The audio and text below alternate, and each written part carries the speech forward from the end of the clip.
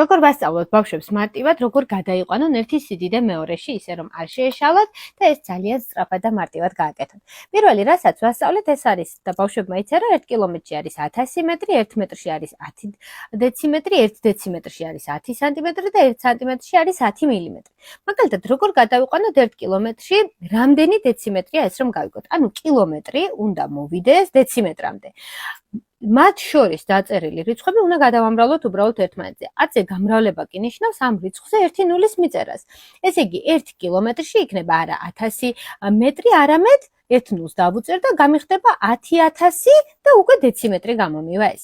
მაგალითად 1 მეტრში რამდენი მილიმეტრიაო რომ გამოვთვალოთ, ესე იგი აქედან უნდა მოვიდეთ აი აქამდე და 10 ჯერ 10 უნდა გავამრავლოთ.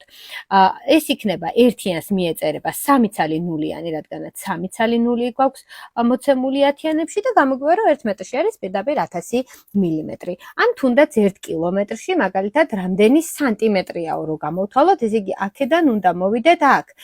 ერთიანს უნდა მივუწეროთ 1 2 3 4 5 ცალი ნულიანი. და გამომივა რომ 100000 სანტიმეტრი ყოფილა 1 კილომეტრში. აი ამ პატარა ნახაზის მიხედვით უშეცდომოდ გააკეთებენ ნებისმიერი სიდიდის გადაყვანას, ისე რომ არ გაუჭირდება და არ დასჭირდებათ დაზეპირება.